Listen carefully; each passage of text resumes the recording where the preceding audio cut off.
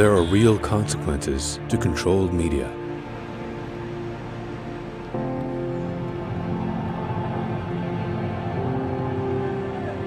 And NTD's founders know them firsthand. Our freedom of thought is the price. This is the lesson that guides us in everything we do. So there's the tear gas there. We know the value of a free society.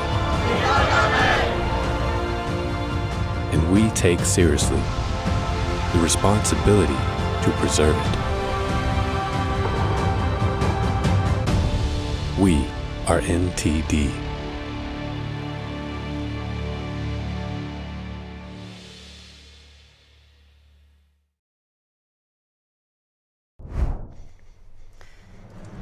Good morning. Welcome to NTD. Good morning. Here are our top stories. Gaza's biggest hospital blocked from receiving an IDF fuel drop by Hamas, and Israel steps up efforts to evacuate infants and other patients from the terrorist hotspot.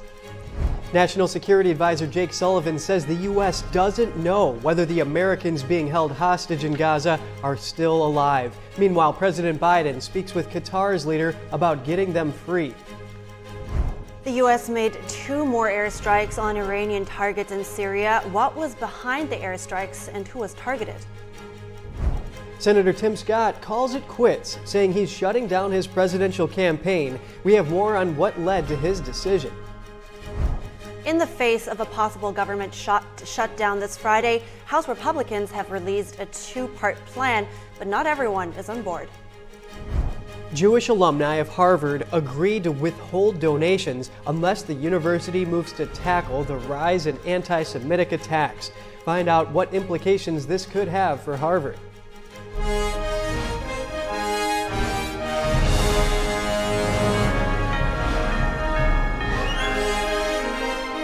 This is NTD Good Morning.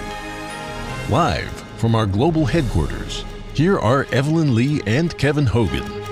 Welcome to NTD. Welcome from me as well. Today is Monday, November 13th, and as you can see, we have big news to break because we have a new home. So welcome to our new grand studio, and I hope, of course, everyone had a great weekend. Yes, it's so nice to be here. And you know, the WHO says that the Shifa hospital is no longer functioning. That's right. We have big news going on as well, and hopefully Hamas will let through all the fuel supplies. Yes, especially for those infants who are there, who are at risk. Well, exactly, and that brings us to our top news today. Prime Minister Benjamin Netanyahu says an IDF fuel drop to Gaza's largest hospital was blocked by Hamas yesterday. A 300-liter fuel delivery was coordinated with Shifa hospital staff after urgent requests. Israel's military says Hamas threatened the staff and that the fuel remains untouched. The IDF on X asked why Gaza's Hamas-run health ministry would stop the transfer if they've been warning of hospitals running out of fuel for weeks. It released evidence of Hamas command centers under and around Shifa Hospital, but the IDF said yesterday the hospital is not under siege, with the east side still open. Israel's military has been trying to get everyone to leave northern Gaza so it can safely carry out operations. It says it's doing everything possible to mitigate harm to civilians and increase humanitarian aid. NTD's Jeremy Sandberg has more on the situation at Shifa. Israel's ground forces advanced in northern Gaza Sunday as fighting around the Strip's central hospital Shifa continued. The IDF says soldiers risked their lives to deliver 300 liters of fuel to the hospital's doorstep. Night vision video of the drop was released, along with aerial footage. Israel is offering enough fuel to operate the hospital, saying its war is against Hamas, not patients and civilians. The military is urging staff and patients to evacuate after releasing evidence of surrounding Hamas bases underground. Israel says doctors, patients, and those taking refuge must leave, so it can take out the terrorist command center. Further plans were laid Sunday to get the innocent out. We will help the babies in the pediatric department to get to a safer hospital. An Israeli official clarified the IDF's position in Arabic, saying although there were clashes breaking out nearby, there was no shooting or siege at Shifa. The east side of the hospital remains open. Al-Wada Street is open. Even now, anyone can leave if they want to. IDF released a recorded phone call of an officer and a Gaza health official who says the Gaza deputy health minister refused to allow the fuel transfer to take place. Officials from the Hamas-run Gaza health ministry say electricity and supplies at hospitals are running out. Israel released phone calls between a senior liaison officer and staff at hospitals across northern Gaza detailing safe evacuation instructions and routes. Daily tactical pauses in military activities are being carried out to allow safe corridors to open. Israel says over 14,000 tons of humanitarian aid on over 900 trucks have crossed into Gaza since the war began. It posted on X, there is no limit to the amount of food, water, and medical equipment that can enter Gaza, and offered to facilitate more aid sent by the international community. Jeremy Sandberg, NTD News. The Israeli defense minister warned Lebanese terrorist group Hezbollah not to escalate fighting along the border. He told Israeli troops, quote, Hezbollah is dragging Lebanon into a war that might happen, and what we are doing in Gaza, we can do in Beirut. Hezbollah said on Saturday that its armed group had used new types of weapons and struck new targets in Israel in recent days. The head of Hezbollah pledged that the front in the south against what he called a sworn enemy would remain active. In retaliation to the recent attacks that wounded 5 soldiers, Israel launched aerial attacks, striking Hezbollah targets. Israel released a video showing aerial and artillery strikes it says targeted several Hezbollah positions inside Lebanese territory. And now we'll look at the hostage situation in Gaza. President Joe Biden spoke on Sunday with Qatar's leader about ongoing efforts to secure their release from the Hamas terrorist group. One of the American hostages is a 3-year-old toddler. NTD's Daniel Monahan has the latest on those being held prisoner in the war-ravaged territory. Biden expressed his appreciation to Qatar and Sheikh Tamim for his earlier efforts to secure the release of hostages, including 2 Americans. The president unequivocally condemned the holding of hostages by Hamas, including many young children. The White House issued a statement saying, the 2 leaders agreed that all hostages must be released without further delay.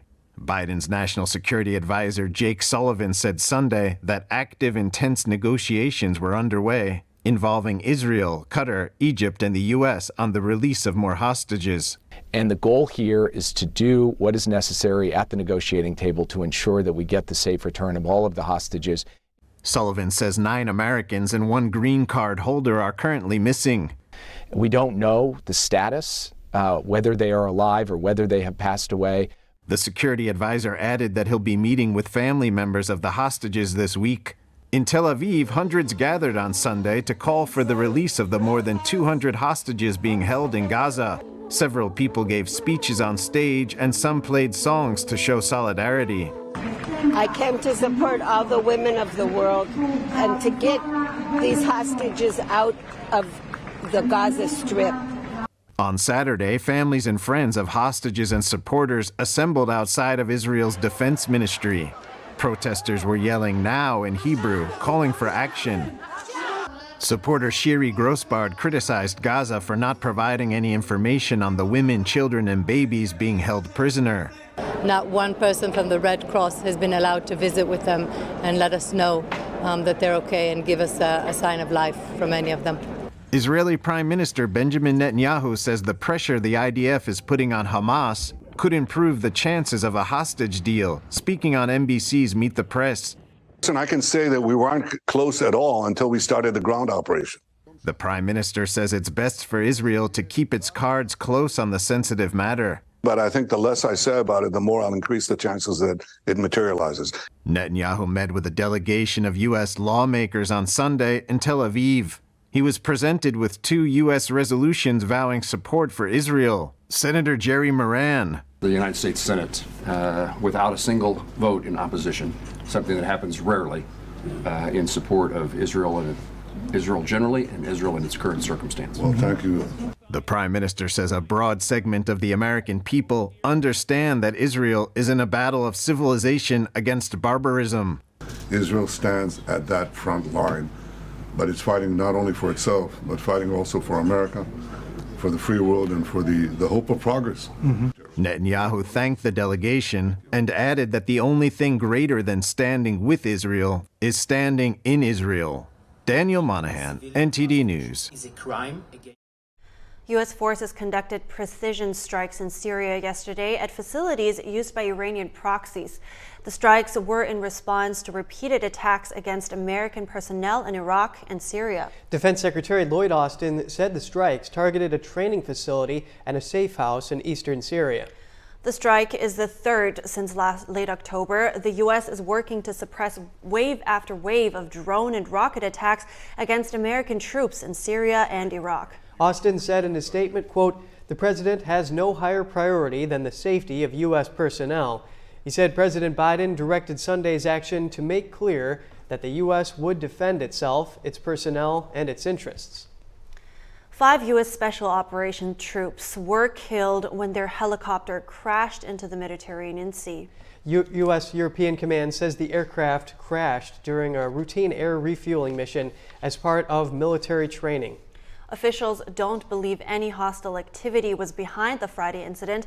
An investigation of the crash is underway. President Biden issued a statement saying the entire nation shares the grief of the service members' families and friends.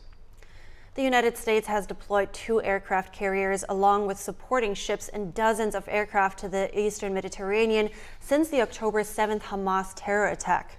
The move is described as a deterrent to ensure the conflict does not expand. Congress has until Friday to pass a spending plan to avert a government shutdown. House Republicans are working on a 2-part plan, but it's not a long-term solution, and it faces an uphill battle among some Republicans and possibly Democrats. Here's a breakdown on the proposed plans. Time is running out for Congress to pass a funding bill and avoid a government shutdown. Nobody wants a government shutdown. Lawmakers have until midnight Friday before many government operations will be forced to halt. A plan must first pass the House and then the Senate. I'm not exactly sure how he's going to play this, but he's not off to a great start.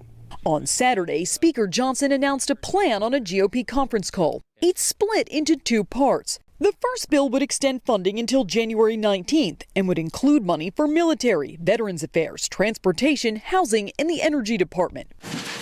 The second part of the bill would extend funding until February 2nd and include money for the rest of the government. But it lacks deep spending cuts many right-wing House members pushed for. We got $1.7 trillion deficit this year, and where, under any circumstances, can they come to bring themselves to have an offset? Neither bill, though, includes additional aid for Israel or Ukraine, something many lawmakers want to see. I want to see that get done as expeditiously as possible. I also support aid to Ukraine. If the government shuts down, millions of federal employees won't get paid. The impact across the country could be significant. Not all services will be continued to be provided, so all of those could have a bad ripple effect. We'll have more analysis on the effect of a possible government shutdown soon. But coming up, Senator Tim Scott is calling it a wrap and packing up his presidential campaign. We have more about his decision and what led him to make it. Former President Trump is calling for his election trial in Washington to be broadcast on TV. The Department of Justice disagrees. GOP presidential hopeful Christie visited Israel yesterday to view the aftermath of the October 7th Hamas attacks. What did he say about aid to Israel and a ceasefire? New York Mayor Eric Adams says he's working with investigators concerning allegations he interfered on behalf of the Turkish Consulate General. Find out more after this short break.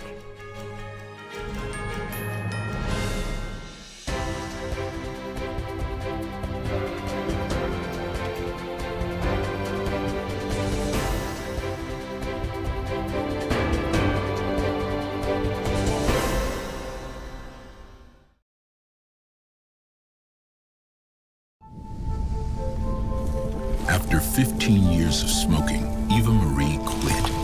There's a new lung cancer screening that could save her life. You stopped smoking. Now start screening. Learn more at savedbythescan.org.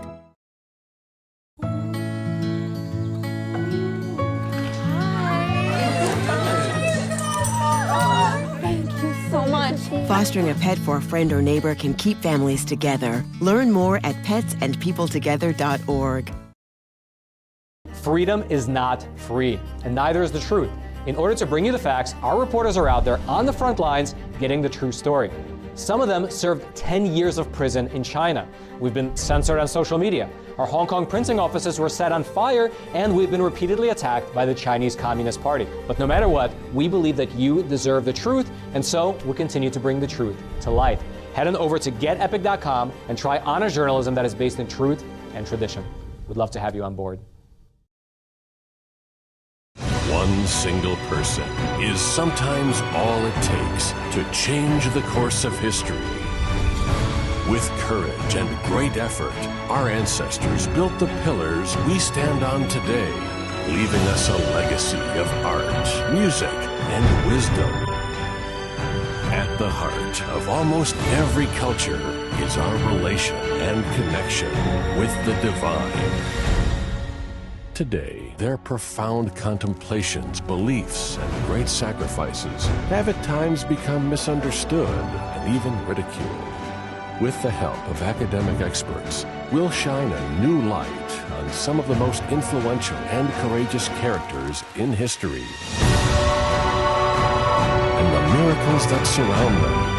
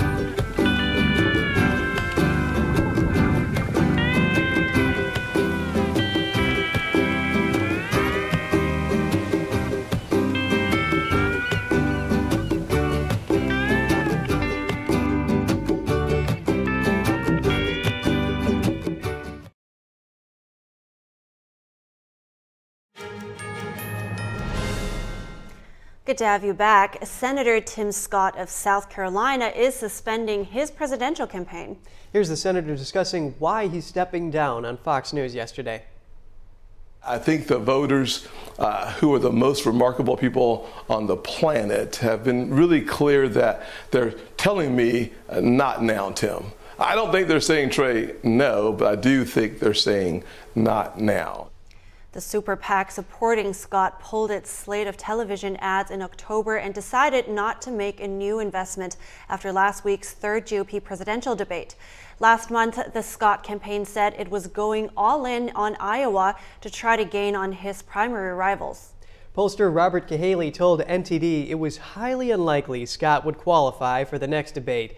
Scott says he has no intention of accepting a vice presidential nomination, reaffirming a position he repeated frequently on the campaign trail. And the fourth Republican presidential debate will be held on December 6th in Alabama. But the screws are tightening on candidates as polling requirements will make it tougher to make the cut. And now for a look at how Robert F. Kennedy Jr. might affect a rematch between Trump and Biden, we're bringing on Lenny McAllister, a political analyst and senior fellow with the Commonwealth Foundation. Thank you for your time today, Lenny. What do we expect to see here now that RFK is polling at about 20% or more nationally? It really depends on what the DNC is going to do with those numbers. They have an incumbent president, and the last thing they want is a challenger to Joe Biden. Let's not forget that when Joe Biden ran in a race with a crowded primary field in 2019 going into 2020, he didn't do well until James Clyburn of South Carolina basically told Democrats, we have to get behind Joe Biden. He is our only real legitimate chance at winning the moderate part of America and thus winning the 2020 presidential election. They cannot afford to have any type of challenger to an older President Biden who's had a mixed record, some good victories and a lot of challenges, including with the economy right now, which was one of the things he was trying to hang his hat on. RFK can be a problem for him, even though RFK kind of appeals to both the Biden voter in some regards and the Trump voter in some regards. Yes, it's kind of split here, but when we look at these swing states, Trump did have what some pollsters were claiming to be a path to 270, having about 6 of them in his pocket. But then when RFK Jr. was put into the mix, he only had a lead in Georgia and Nevada with no clear favorite overall. Do you see that happening here? Depends on what RFK wants to do. If he wants to run an independent race like a Ross Perot in 1992, that's enough to skim off votes in some of these swing states that could swing the balance back to Joe Biden, which would take the path to 270 away from Donald Trump. Again, it's always those same states. You talk about your Arizonas, your Nevadas, your Pennsylvanias, your Ohios, your Virginias, your North Carolinas, your Floridas. A lot of these swing states, your Iowas even, your Missouris, some of these swing states are enough to tip the 270 race one way or another. And an RFK skimming off just enough, it's enough to swing it from one candidate to another. People forget that Hillary Clinton didn't just lose because she was unpopular and it made people vote for Trump. She also lost because Democrats, 1, stayed home, and 2, decided to vote for Jill Stein. And those votes here and there in some of these close races made a state where you only had a 10,000 point difference go from one candidate to the other. And we know what the MAGA base wants. And then on the other side, we know that some of them just want Trump not to be in office. But why is it that swing voters have a liking to RFK Jr.? Because he takes a little bit from the Democrats, he takes a little bit from the Republicans. He talks about the issues surrounding COVID and the vaccine and some of the questions that people have around that. He also is one that is a little bit similar to Trump when it comes to how he views international affairs. And it's this weird mix of taking from the center left, the center right, but also a little bit of the fringes of the left and the right into this candidate that, by the way, things that people like about Trump, he doesn't need to be paid and sold. He doesn't need to be loved by the establishment, and he can run on his own. He has his own name, obviously his own brand, much like Trump did coming into the 2016 race. These are things that make him attractive in a unique kind of way that another third party, fourth party candidate just wouldn't be able to get traction for. You look at Dr. Cornel West, who was also running an independent campaign. He's a professor. He's known as a civil rights scholar, but he's not going to have the same name ID that a Kennedy would. Always great hearing your analysis on this. Lenny McAllister, Senior Fellow at the Commonwealth Foundation, thank you for your time. Thank you. God bless.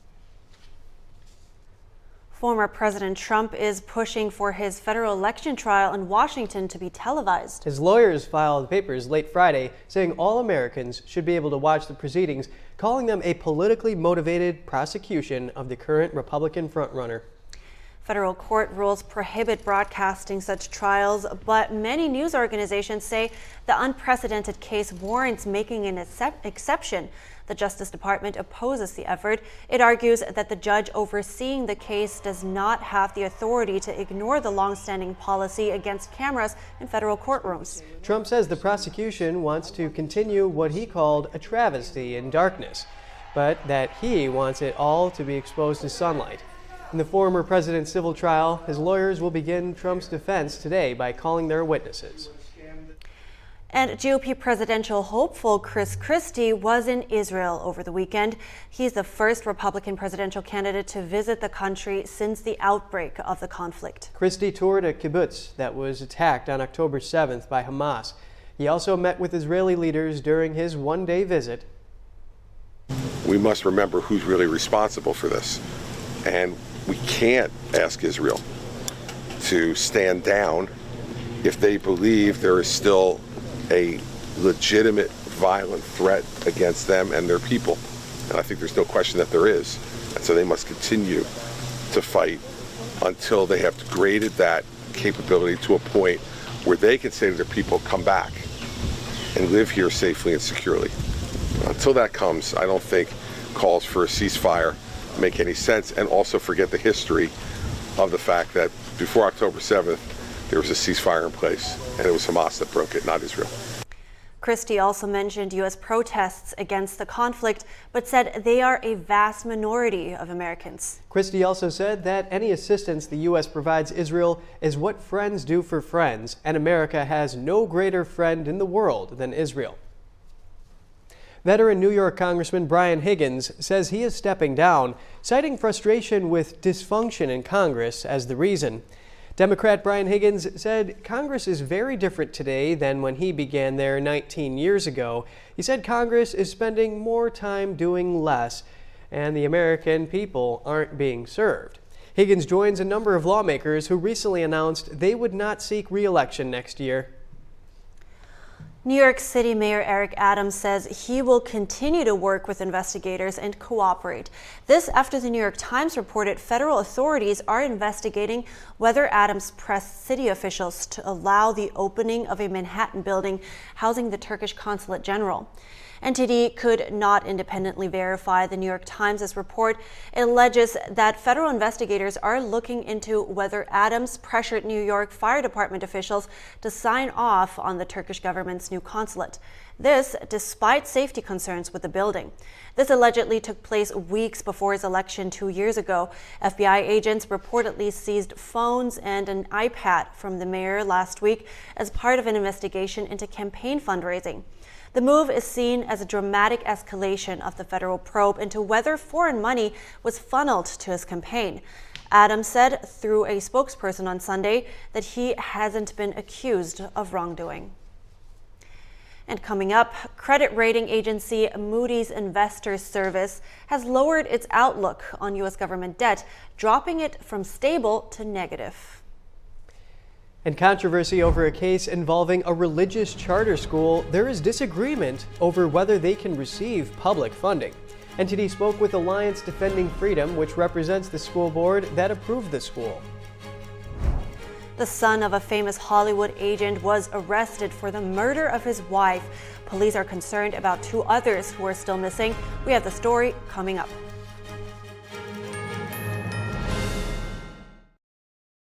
My dad's name was David.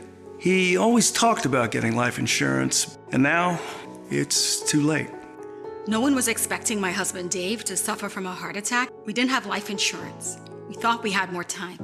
Don't be Dave, and don't wait until it's too late to get the life insurance coverage you need. And if you don't have enough insurance to cover funeral costs, credit card debt, and other expenses, your family is going to get stuck with the bill. Call now to get affordable life insurance. Just call 800-494-1562. If you're over 50, you can't be turned down for this insurance, regardless of your health. Plus, there's no medical exam, no health questions. Your rate will never go up. Your coverage will never go down. And rates start as low as $5 a week. Remember, don't be Dave. Call now. Call now. 800-494-1562.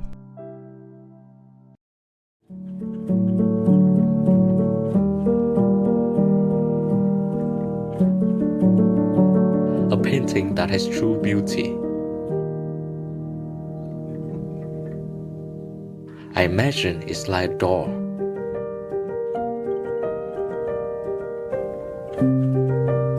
The artist holds the key to open the door and bring people to a purer world.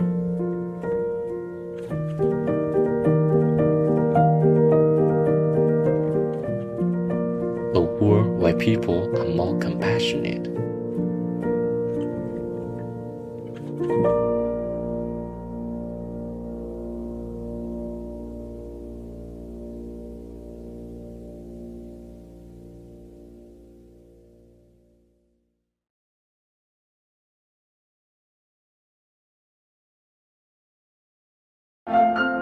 The shining gem of New England.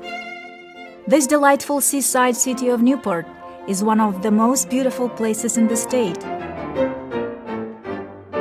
Today, we bring you here as we meet with our friends and fellow musicians from the Hermitage Piano Trio. As a team, they have garnered multiple Grammy Award nominations with their breathtaking performances.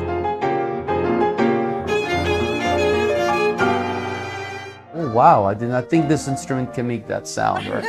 The pandemic made this reunion even more special. Three of us, we like it because we feel music the same way, so. Don't miss us on the next episode of Piano Talks.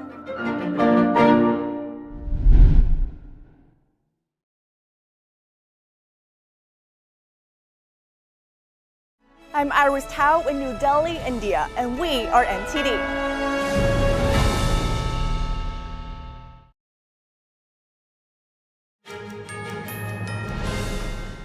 Good to have you back. Credit rating agency Moody's lowered its outlook on U.S. government debt. According to the agency, the outlook is now negative, down from stable. So joining us now to discuss this is NTD business host Don Ma in person this time. Hi, Don. Good to have you. Tell us what this means.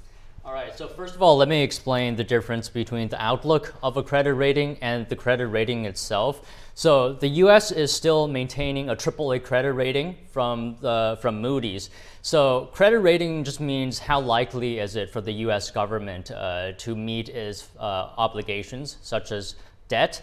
So that's still AAA, so that's good. But the outlook on the credit is now negative, which means potentially in the future, Moody's could consider lowering that AAA to a notch lower to AA plus, perhaps. So it's negative. If it were positive, for example, let's say, that could also mean Moody may be thinking of raising the credit rating. So what Moody cited was political polarization within the United States for this negative outlook. And another thing that Moody's cited was high interest rates. The Federal Reserve has been raising interest rates, and the amount of fiscal debt that the U.S. government now has. So those are some of the reasons. Well, there is at least a little bit of that good news in there with that AAA rating, and we know that it's been downgraded in the past, but what is this going to impact the U.S.? Well, first of all, let me just say that nobody is disputing that the national debt is a problem. It's very high, around 120% of GDP, and the runway is getting shorter and shorter. But speaking of credit rating, if Moody's does decide to lower the credit rating to AA plus, I mean, personally, I think credit ratings is not as important compared to the national debt, let's say. Because, to be honest, if we were to actually rate the US government correctly, it would be far lower than a AAA rating because of how much debt the US have. But the US government is not a company. It is a government with the ability to print money to meet its obligations, financial obligations. It has the Treasury, it has the Federal Reserve. The amount of debt that we have, it is a lot, right? But, the Federal Reserve can just lower interest rates. And let's say if interest rates were at zero, I mean, anybody can afford unlimited amounts of debt if the interest rate is zero. So, there are some things that I think do matter, but the credit rating itself, I think, doesn't matter as much. I mean, at the end of the day, the bottom line is, where else are you going to put your reserves? China? No. Turkey? So yeah, the U.S., I mean, is still the only place, to safely put your reserve currency. Well, thanks for putting that into perspective there. What else do you have for us today? Yeah, sure. So just a couple of news today. Harvard is under fire, it seems like. More than 1,600 Jewish alumni have criticized the university for failing to tackle rising anti-Semitism on campus. Some have pledged to withdraw their donations until the issue is resolved. It all began shortly after the October 7th terrorist attacks. According to a letter from the alumni, more than 30 Harvard student groups showed support for the slaughter of Israeli civilians. The Harvard College Jewish Alumni Association sent the letter to the administration on October 30th. So Don, what kind of actions is this alumni group asking for? Just the usual things, right? It wants these things to not occur as much. Well, they're saying not enough is being done to combat the anti-Semitic hate crimes, and that the administration must condemn the terrorist act. The association's co-founder says the group wants Harvard to curb verbal and physical assaults on Jewish students and adopt measures as well to protect Jewish students. So what specific actions are they considering? Well, it seems like the group has threatened actually to reduce annual donations to the university to just $1. And many who signed the letter are key donors actually to the university. Several major donors announced that they were cutting ties with Harvard and stated actually they're withdrawing donations completely. And Evelyn, donations are actually critical to Harvard's financial stability. Nearly $6 billion were donated in the 2022 fiscal year. Wow, yeah, seems like some repercussions there they didn't expect, but thank you so much, host of NTD Business, Don Ma. Yep, my pleasure. And a school board in Oklahoma in June approved the first religious charter school in the U.S. to receive public funding. But a lawsuit against the board to prevent its opening soon followed. NTD's Daniel Monahan spoke with Alliance Defending Freedom, which represents the school board, about the case.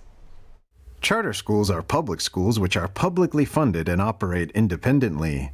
In June of this year, the Oklahoma statewide virtual charter school board voted to approve the application of St. Isidore of Seville Virtual Catholic School. A group of plaintiffs called the Oklahoma Parent Legislative Action Committee then sued to overturn the board's approval of St. Isidore. The legal firm Alliance Defending Freedom has since filed a motion to dismiss the lawsuit and defend the board's decision to allow religious groups to seek public funding for privately operated charter schools. Alliance Defending Freedom Senior Counsel Phil Seckler. Yeah, I would say the issue, Daniel, is whether when the state decides to give public funding to privately operated schools, it can treat religious groups as second-class citizens, whether it can discriminate against religious applicants and treat them differently from other private applicants. Seckler says the Supreme Court addressed the matter 2 years ago in Carson versus Macon. The decision responded to the state of Maine's rule prohibiting tuition aid support for religious schools. There, another program was set up by the state of Maine to provide assistance to parents who wanted educational opportunities. And the state said, but it has to be a non-sectarian school. And the Supreme Court made it clear that you can't treat religious groups like second-class citizens. They have to be treated the same, so that if the state decides to give public funds to privately operated schools, it needs to do so fairly and has to treat religious groups the same. Seckler says the Free Exercise Clause of the U.S. Constitution makes it clear that if a state decides to open up an educational opportunity to private groups, it can't tell religious groups not to apply. It has to treat them the same way. It can make many choices, but once it decides to make that an opportunity to private groups, it can't treat religious groups as second-class citizens. The Free Exercise Clause protects the right of citizens to practice their religion as they please, so long as the practice does not run afoul of public morals or a compelling governmental interest. Seckler believes St. Isidore would offer a valuable Catholic education option for parents in remote areas of Oklahoma where no nearby Catholic schools are available due to how spread out the state is. That the board, when it made its decision to approve St. Isidore, decided it was going to treat St. Isidore just like it would treat any other applicant. It was not going to discriminate against the school because it's Catholic. And that decision just adds to the choices that Oklahomans have available. One of the plaintiffs in the case is Reverend Lori Walker. Walker told an Oklahoma newspaper, quote, "You can't use people's tax dollars to promote or establish religion." NTD reached out to Walker and the Oklahoma Parent Legislative Action Committee who brought the lawsuit. We are still waiting to hear back from them. St. Isidore plans to open in the fall of 2024. Daniel Monahan, NTD News. Coming up next, Saudi Arabia hosted a summit this weekend to call for end to the Israel-Hamas war. Leaders from major Middle Eastern countries were in attendance. We're bringing in an expert to give us the details. Thousands of protesters converged on San Francisco to protest the week-long Asia-Pacific Economic Cooperative. What are they protesting, and was the event peaceful? Find out coming up.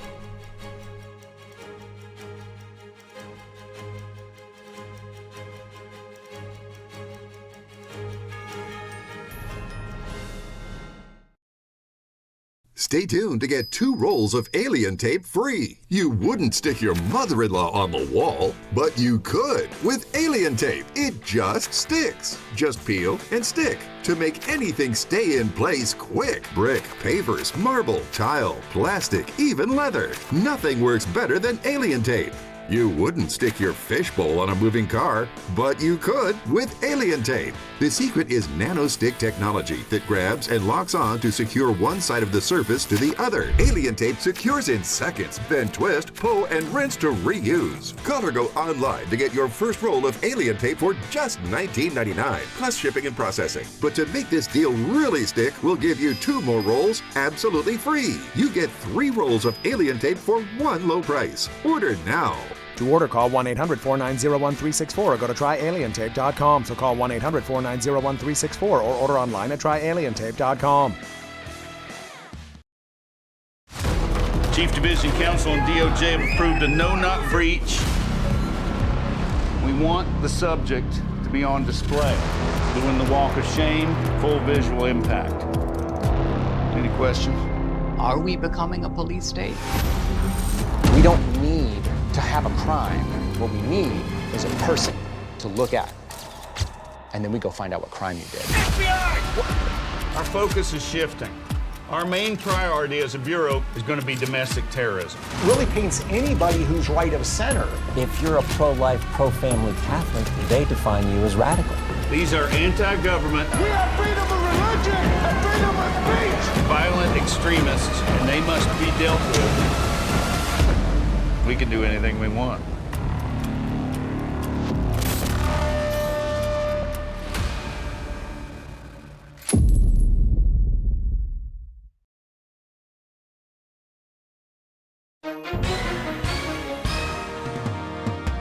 If you've been injured in an accident that's not your fault and you don't have an attorney, listen up. We have legal professionals standing by to tell you what your case is potentially worth.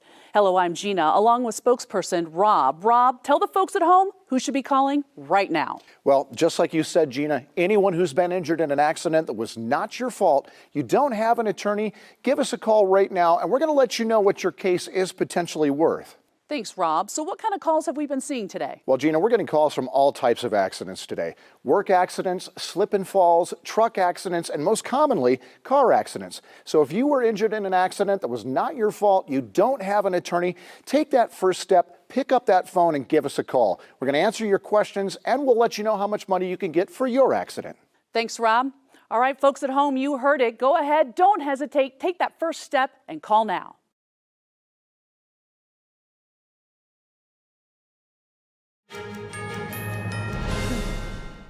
Welcome back. Hamas is demanding more action from Arab and Muslim countries over Israel's military operation in Gaza. Hamas Representative Osama Hamdan spoke at a briefing in the Lebanese capital Beirut yesterday following a joint Islamic-Arab summit in Riyadh. Hamdan said at the briefing that he welcomed the words of the leaders who attended, but that the summit had not yet yielded the desired results. Saudi Arabia is looking to put pressure on the U.S. and Israel for an end to hostilities in Gaza.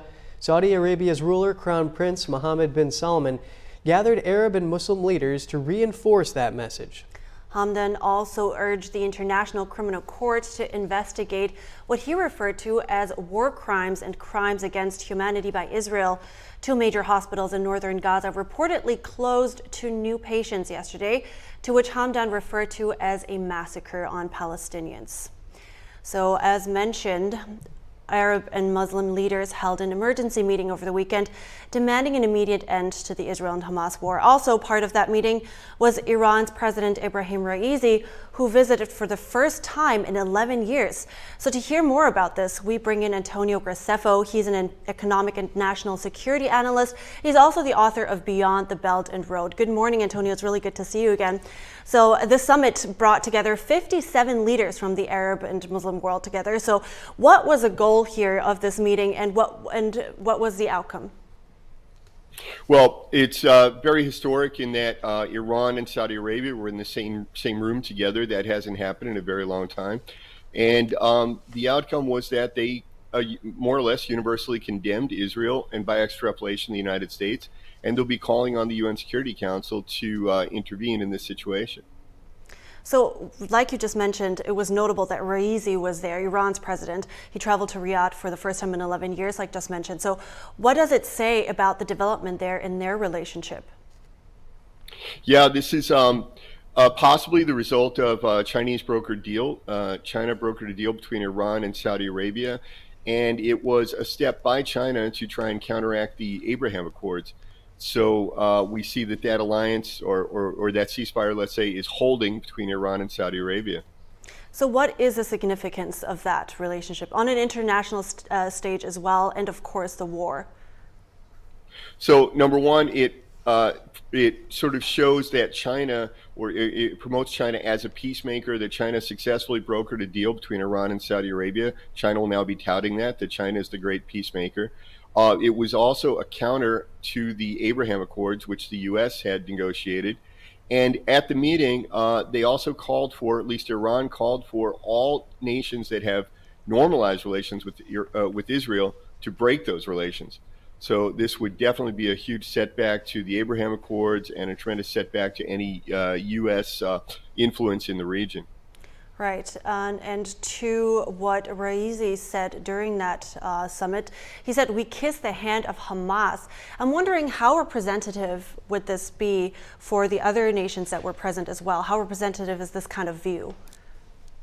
Well, several of the nations did take such a supportive view of Hamas. And remember that Qatar actually hosts Hamas offices in Qatar. The Hamas leaders are able to operate out of Qatar, and Qatar has now volunteered to negotiate the release of the hostages. So Qatar is definitely pro-Hamas. Iran is definitely pro-Hamas. Some of the other countries have made similar statements. So it does seem that most, if not all, are supporting Hamas. So considering also that the UAE is there, Qatar was there, so what kind of pressure does this summit actually put on the U.S.? How much leverage do they have? This really puts the U.S. in a bad situation because there's basically a coalition building among all of the Middle Eastern leaders, the Muslim and Arab leaders. And as they isolate Israel, this also means they're isolating the United States. So this puts U.S. foreign policy in the region under test.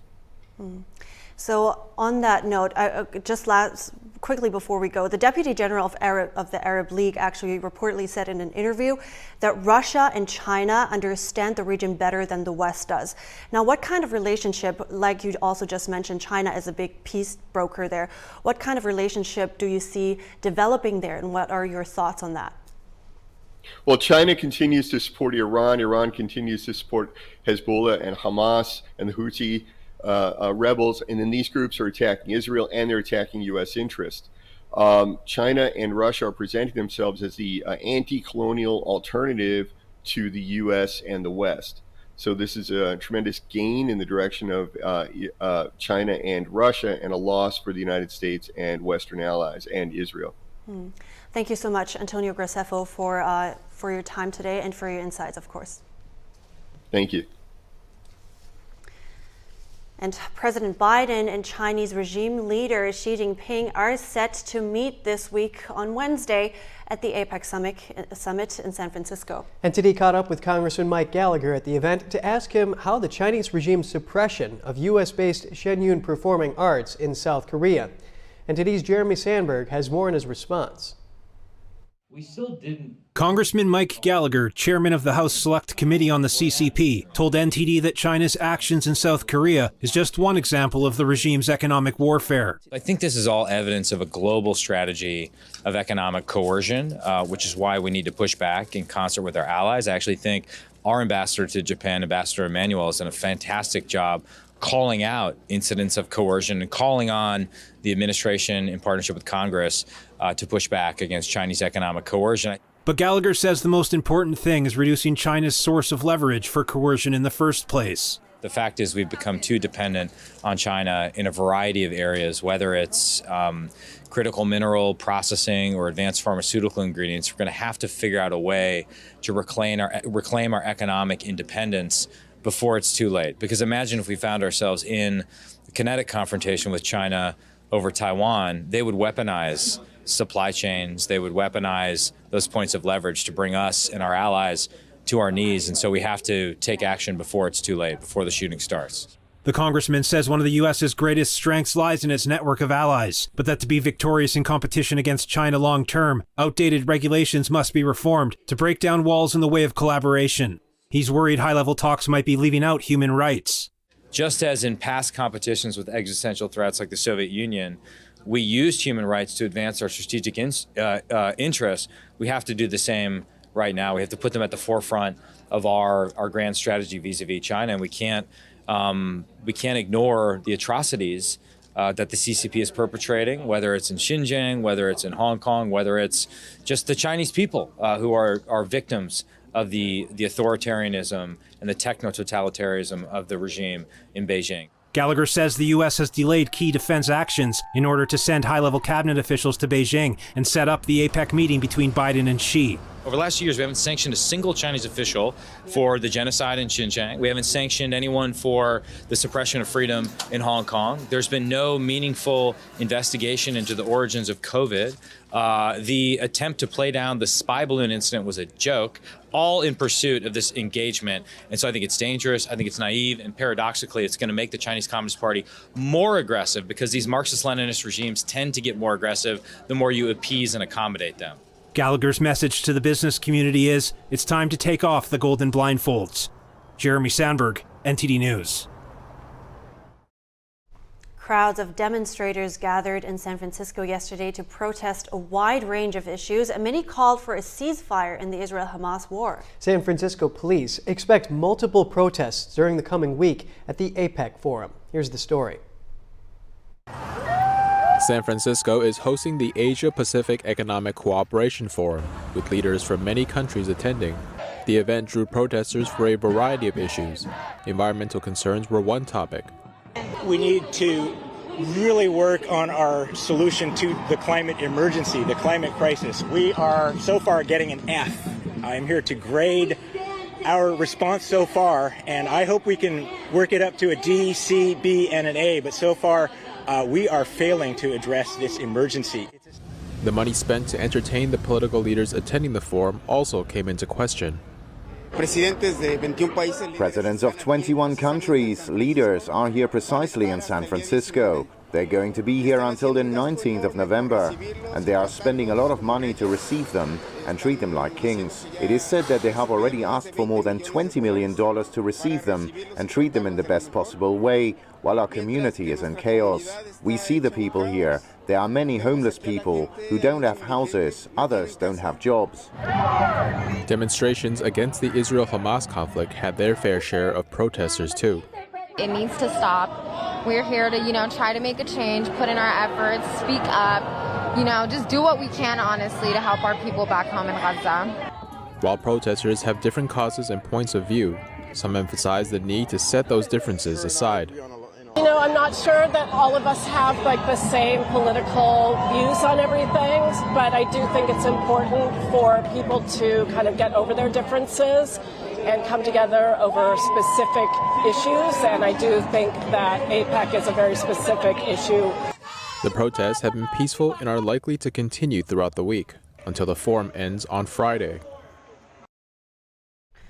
Coming up after the break, French lawmakers took to the streets of Paris yesterday to condemn a surge of anti-Semitism in the country. Hundreds of earthquakes over the weekend forced thousands to evacuate a town in Iceland. Authorities are predicting another likely, even more serious natural disaster. Hear the explosive story when we come back.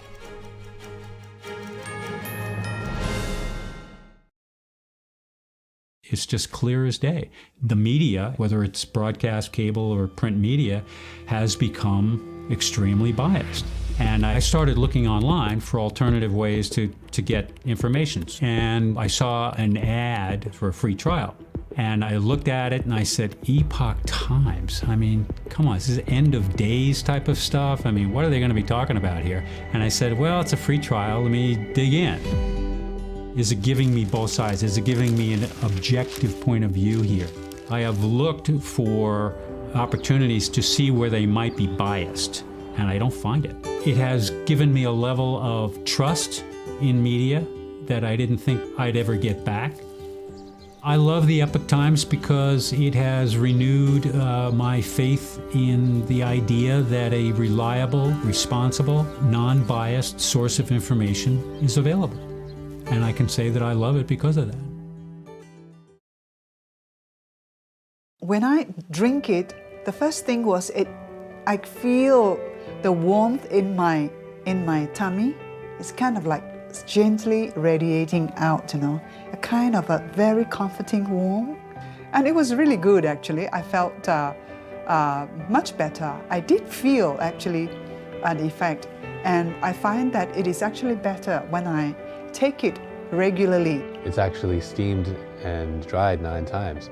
And so it's really, the essence is really extracted. Then a second time, I tried it really like on an empty stomach and just 2 teaspoons of it, and over a few times. And wow, that was a big difference, because suddenly I could feel, wow, I was very good energized. I didn't have to eat. I could work outside in the garden for a couple of hours, and I still felt very well. And I was impressed by that. So I think it's a good product. Kindness is cool. Because we feel happier when we do good. Kindness connects us with others and improves our self-esteem. Simple actions, meaningful lives. Let's practice kindness, share our love, and show our care for one another. Submit videos of kindness to Gangjing World for prizes up to $10,000 in cash.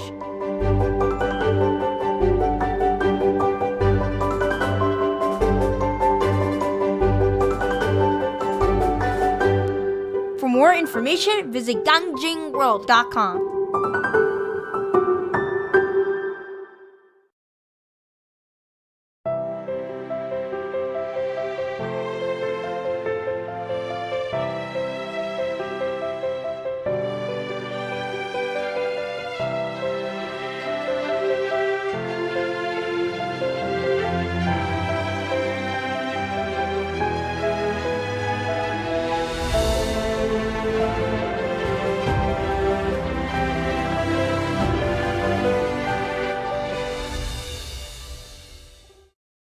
I'm Steve Lance in Washington, D.C., and we are NTD News.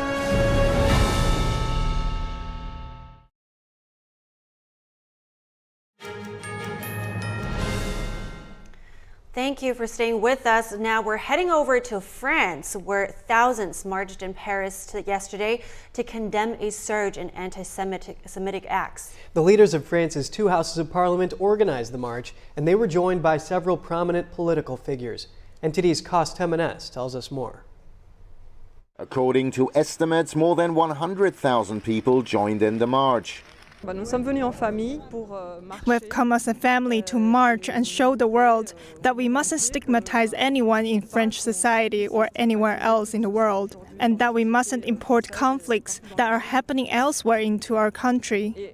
Political figures led the march, including Prime Minister Elisabeth Borne and former presidents François Hollande and Nicolas Sarkozy.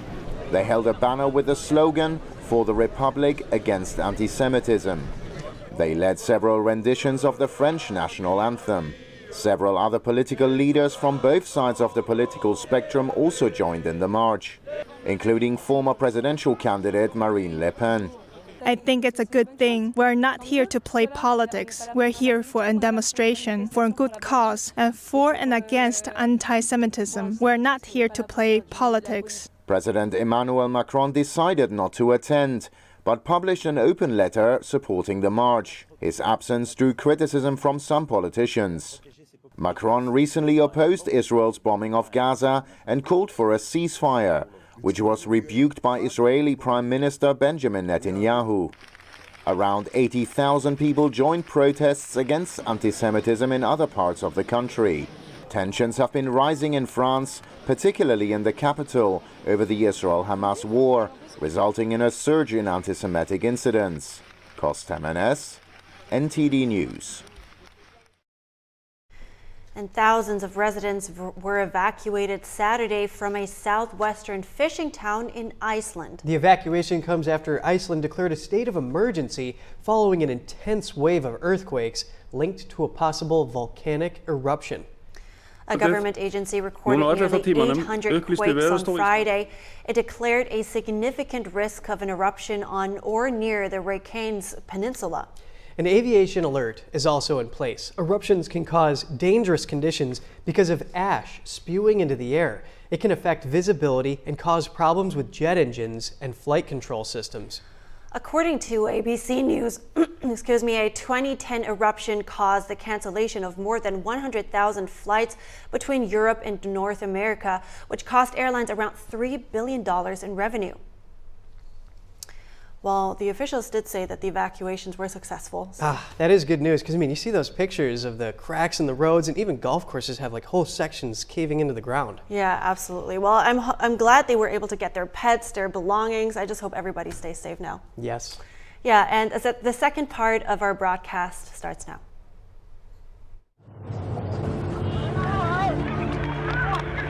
There are real consequences to controlled media.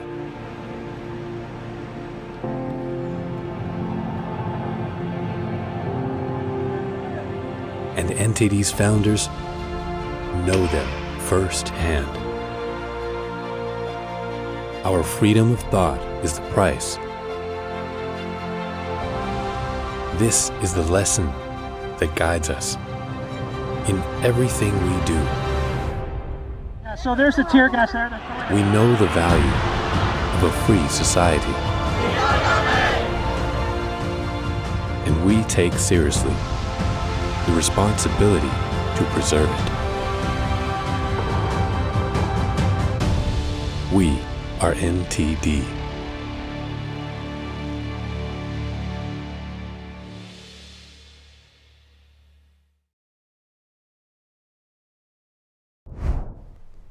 Good morning. Welcome to NTD. Good morning from me as well. Here are our top stories. Is there a shift in messaging by the Biden administration on the Israel-Hamas war? A former official for international affairs weighs in on the top U.S. diplomat's concern over civilian deaths in Gaza. And efforts to free hostages held in Gaza are ongoing. Israeli Prime Minister Netanyahu says IDF pressure on Hamas could improve the chances of a deal. Senator Tim Scott is throwing in the towel, suspending his presidential campaign. We have more on what led to his decision. And we bring you to Nolita, a quaint, artsy neighborhood in Manhattan. Prepare for some hand-baked pastries and wood-fired pizza, all in a friendly, nurturing community.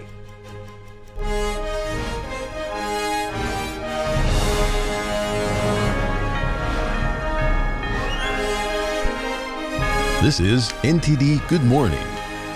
Live from our global headquarters, here are Evelyn Lee and Kevin Hogan. Welcome to NTD. Today is Monday, November 13th, so we're kicking off a new week with the news studios. But let's head to our top news now. Prime Minister Benjamin Netanyahu says an IDF fuel drop to Gaza's largest hospital was blocked by Hamas yesterday. A 300-liter fuel delivery was coordinated with Al-Shifa hospital staff after urgent requests. Israel's military says Hamas threatened the staff and that the fuel remains untouched. The IDF on X asked why Gaza's Hamas-run health ministry would stop the transfer if they've been warning of hospitals running out of fuel for weeks. It released evidence of Hamas command centers under and around Shifa hospital, but the IDF said yesterday the hospital is not under siege, with the east side still open. Israel's military has been trying to get everyone to leave northern Gaza so it can safely carry out operations. It says it's doing everything possible to mitigate harm to civilians and increase humanitarian aid. NTD's Jeremy Sandberg has more on the situation at Al-Shifa. Israel's ground forces advanced in northern Gaza Sunday as fighting around the Strip's central hospital Al-Shifa continued. The IDF says soldiers risked their lives to deliver 300 liters of fuel to the hospital's doorstep. Night vision video of the drop was released, along with aerial footage. Israel is offering enough fuel to operate the hospital, saying its war is against Hamas, not patients and civilians. The military is urging staff and patients to evacuate after releasing evidence of surrounding Hamas bases underground. Israel says doctors, patients, and those taking refuge must leave so it can take out the terrorist command center. Further plans were laid Sunday to get the innocent out. We will help the babies in the pediatric department to get to a safer hospital. An Israeli official clarified the IDF's position in Arabic, saying although there were clashes breaking out nearby, there was no shooting or siege at Al-Shifa. The east side of the hospital remains open. Al-Wada Street is open. Even now, anyone can leave if they want to. IDF released a recorded phone call of an officer and a Gaza health official who says the Gaza deputy health minister refused to allow the fuel transfer to take place. Officials from the Hamas-run Gaza Health Ministry say electricity and supplies at hospitals are running out. Israel released phone calls between a senior liaison officer and staff at hospitals across northern Gaza detailing safe evacuation instructions and routes. Daily tactical pauses in military activities are being carried out to allow safe corridors to open. Israel says over 14,000 tons of humanitarian aid on over 900 trucks have crossed into Gaza since the war began. It posted on X, there is no limit to the amount of food, water, and medical equipment that can enter Gaza, and offered to facilitate more aid sent by the international community. Jeremy Sandberg, NTD News. Next, we analyze the supposed shift in messaging on the Israel-Hamas war by the Biden administration and how the war will affect his voter base. Please welcome Bart Marcois, a former Deputy Assistant Secretary for International Affairs.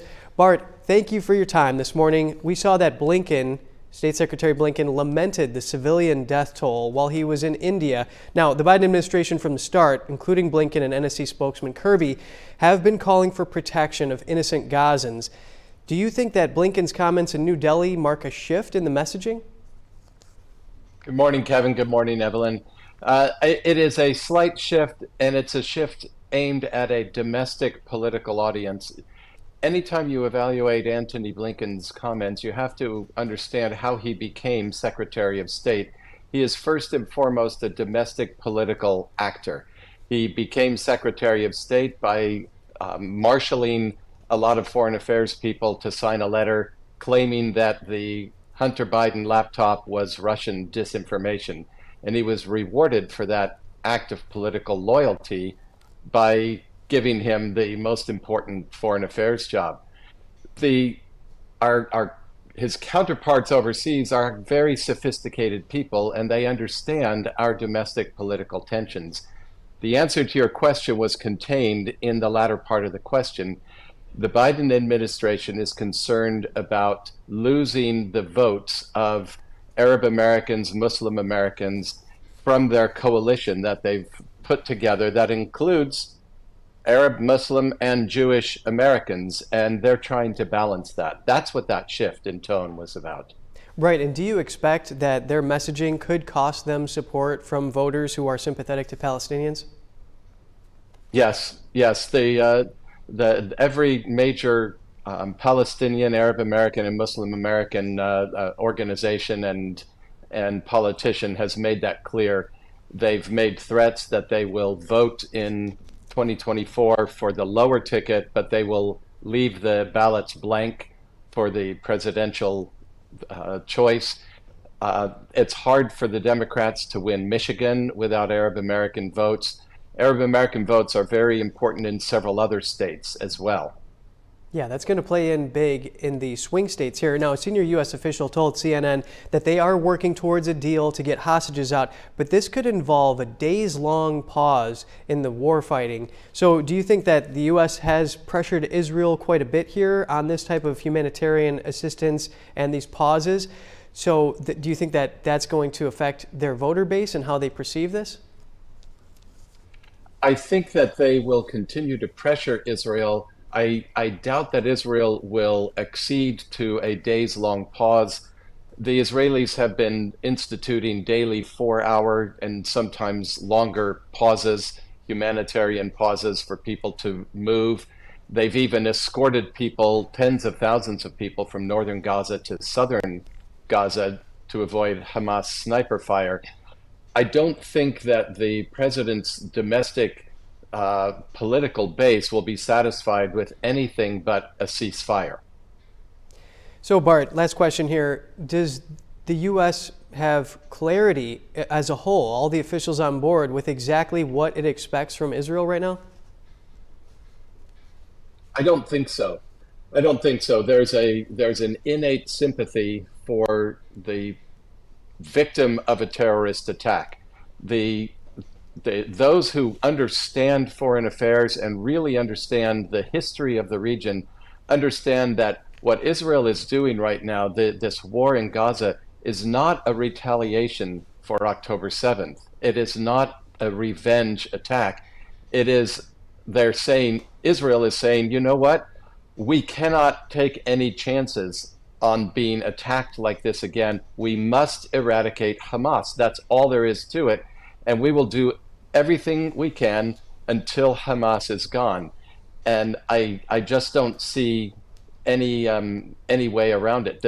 The people inside the administration recognize that, but they also want to placate public opinion when the Gaza Ministry of Health puts out figures that claim high civilian death tolls. We don't really know what the death tolls are. They might be that high. They probably are not, based on past experience with the Gaza government. Well, thank you for bringing important insight into this. Bart Marcois, former Deputy Assistant Secretary for International Affairs. Thank you. Thank you. And now we'll take a look at the hostage situation in Gaza. President Joe Biden spoke on Sunday with Qatar's leader about urgent ongoing efforts to secure their release from the Hamas terrorist group. One of the American hostages is a 3-year-old toddler. NTD's Daniel Monahan has the latest on those being held prisoner in the war-ravaged territory. Biden expressed his appreciation to Qatar and Sheikh Tamim for his earlier efforts to secure the release of hostages, including 2 Americans. The president unequivocally condemned the holding of hostages by Hamas, including many young children. The White House issued a statement saying, "The 2 leaders agreed that all hostages must be released without further delay." Biden's national security advisor Jake Sullivan said Sunday that active, intense negotiations were underway, involving Israel, Qatar, Egypt, and the U.S. on the release of more hostages. And the goal here is to do what is necessary at the negotiating table to ensure that we get the safe return of all of the hostages. Sullivan says 9 Americans and 1 green card holder are currently missing. We don't know the status, whether they are alive or whether they have passed away. The security advisor added that he'll be meeting with family members of the hostages this week. Israeli Prime Minister Benjamin Netanyahu says the pressure the IDF is putting on Hamas could improve the chances of a hostage deal, speaking on NBC's Meet the Press. And I can say that we weren't close at all until we started the ground operation. The Prime Minister says it's best for Israel to keep its cards close on the sensitive matter. But I think the less I say about it, the more I'll increase the chances that it materializes. Netanyahu met with a delegation of U.S. lawmakers on Sunday in Tel Aviv. He was presented with 2 U.S. resolutions vowing support for Israel. Senator Jerry Moran. The United States Senate, without a single vote in opposition, something that happens rarely, in support of Israel and Israel generally and Israel in its current circumstance. Well, thank you. The Prime Minister says a broad segment of the American people understand that Israel is in a battle of civilization against barbarism. Israel stands at that front line, but it's fighting not only for itself, but fighting also for America, for the free world, and for the hope of progress. Netanyahu thanked the delegation and added that the only thing greater than standing with Israel is standing in Israel. Daniel Monahan, NTD News. Coming up, Senator Tim Scott wraps up his presidential campaign. We have more about his decision and what comes next. In cases of anti-Semitism on the rise, New York Governor Kathy Hochul wants to increase her state's response to reported incidents. A food tour in an artsy neighborhood in New York City. Prepare for some hand-baked pastries and wood-fired pizza, all in a friendly, nurturing community. That's after the break.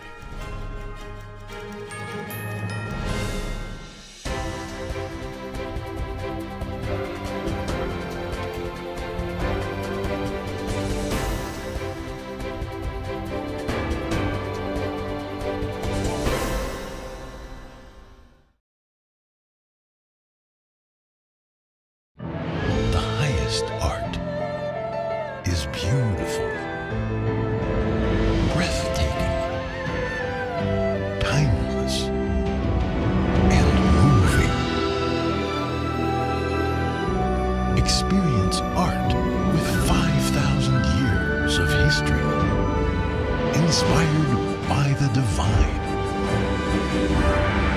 Experience Shen Yun.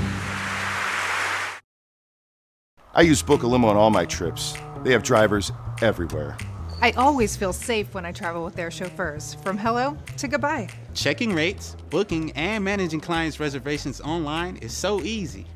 The confirmations, trip reminders, and car status updates are great when I'm on the go. I want my clients to have the best experience during their trip. That's why I've used Book a Limo for the past 30 years. What's your destination? Book a limo, any car, anywhere. According to Marx, everything must be seen through the lens of oppressor and oppressed.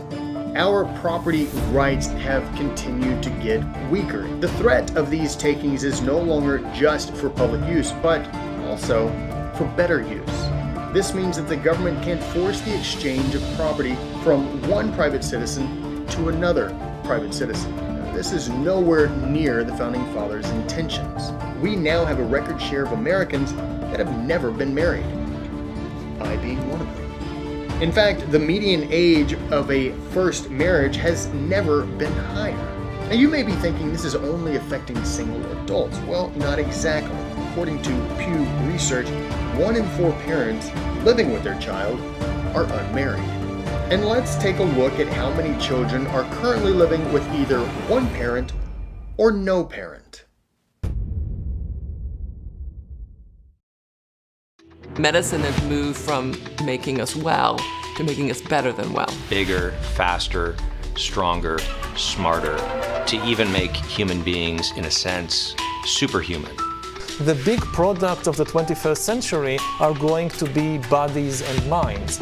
This new gene editing technology known as CRISPR is to genetics and genetic technologies what the atomic bomb was to physics.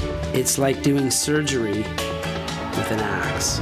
We're taking genetically modified organisms and we're injecting them in little kids' arms. We just shoot them right into the vein. It's experimental for a reason. If you want to be a lab rat, go for it. I was. It is the biggest scam of all time, and we're living in it.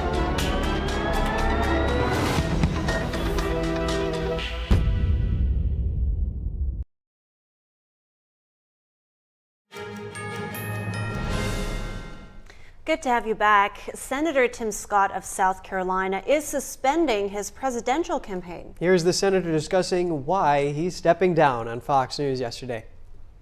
I think the voters who are the most remarkable people on the planet have been really clear that they're telling me, not now, Tim. I don't think they're saying, Trey, no, but I do think they're saying not now.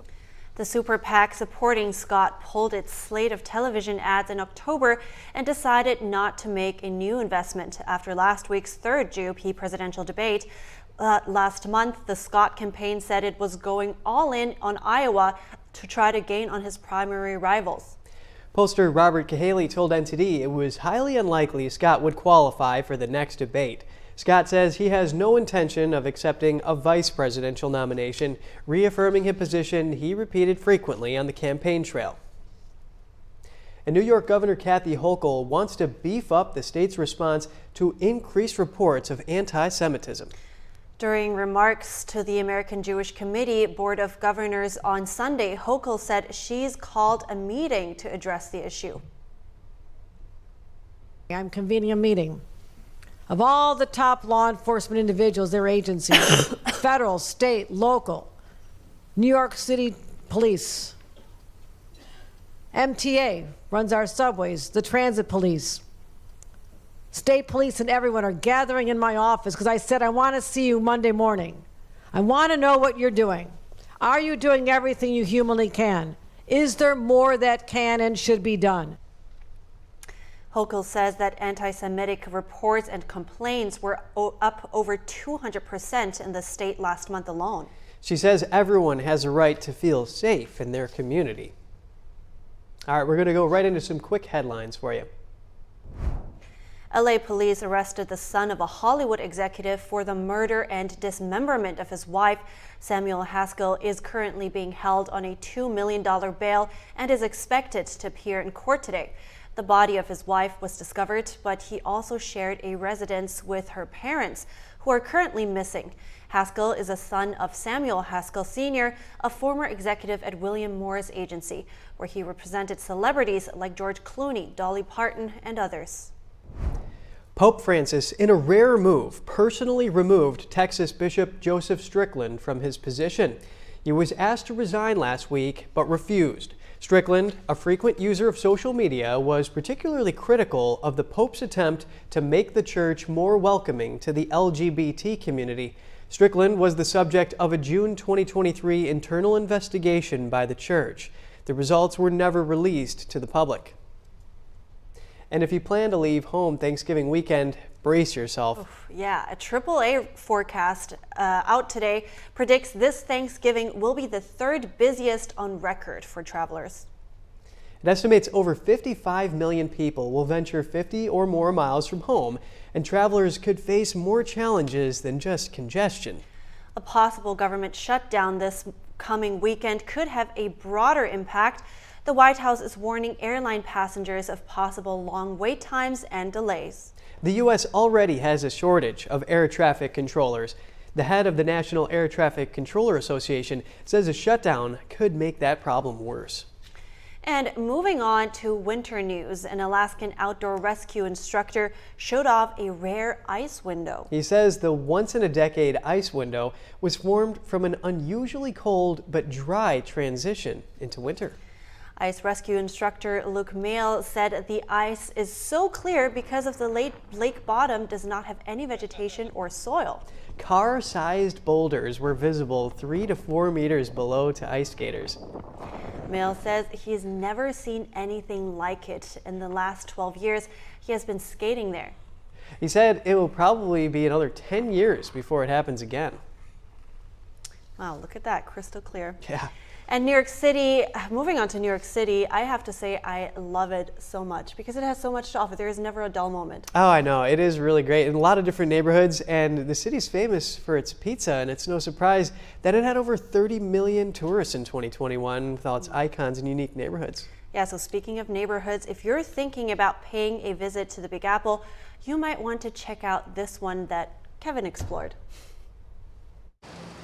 I'm here in Lower Manhattan's neighborhood Nolita, which is north of Little Italy. It's the food and the vibes that attract people from all over to come to visit. And we're going to stop at Cafe Bell for some dessert to start. But first, we're going to hear from Bert James, a tour guide at Foods of New York, to find out a little bit more about what we can expect today. Nolita is everything old is new, everything new is old. This younger generation finding their voice in an older neighborhood is the main vibe of the tour today. So we're gonna start with an Italian rainbow cake. Called a rainbow cookie, but it is technically a cake. We're going to do a Mexican corn, esquites, and we're going to pair that with some freshly squeezed watermelon juice. We're going to have a homemade pizza that's made in front of us, in front of this beautiful wood-fired oven. We're going to pair that with a really tasty Italian red wine. 70 years of experience making authentic, hand-baked Italian pastries, culminating in the joy dished out by this rainbow cake. It was really good. Yeah. It's all made right here, using Grandpa's recipe. Very tangy and chocolatey all in one. I recommend. Nolita's cozy cafes and stylish boutiques have a hustle and bustle undertone. It's pretty busy. It's like everywhere else in New York. It's very busy. The neighborhood offers plenty of opportunities for people watching, shopping, and quaint attractions.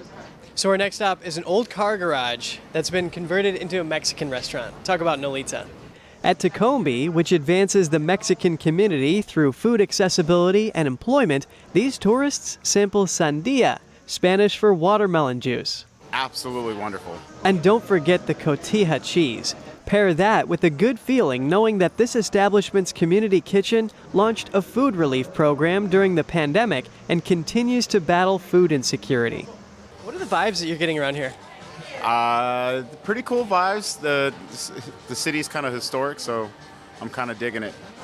It's very Instagram-like around here. Every corner, every restaurant, it looks like you've stepped into an Instagram account. It's very trendy, and the food's great. Nolita has roots as an immigrant community. Around the beginning of the 20th century, it was populated by newcomers from Italy who took residence in the tenement buildings common to this area. Now to Emporio, because it's time for some Italian vino and margarita pizza, which is absolutely fabulous. It's really, really, really good, yeah. It's wood-fired pizza with San Marzano tomatoes, fresh mozzarella, and basil, a taste of Nolita. The food is fantastic, but learning the history of the neighborhoods is just incredible. You know, you walk down the street, you don't know all these other things exist. Aside from its delicious food, don't forget dessert, and its rich heritage, Nolita is also said to be one of the safest areas in New York City. But that's not all. I don't know, it's kind of artsy. I like the greenery, I like the brick buildings. The history here, it seems really great. Emporio's been around for about 15 years, and they say they get the regular customers from the neighborhood, which they say is quiet and friendly. So if you ever want to visit New York City, Nolita is waiting for you. That's awesome. Thank you. It's so good to find out all these things about the city we've been living in. Yeah, I had fun touring Nolita, and you know about those hand-baked pastries. I make my own cookies sometimes. Awesome. Maybe I'll try one someday. So, all right, we have to wrap up our show now, but we'll keep you updated with the latest information. So stay tuned for our News Today broadcast at 11 a.m. Eastern Time. Thanks. I'm Evelyn Lee. And I'm Kevin Hogan.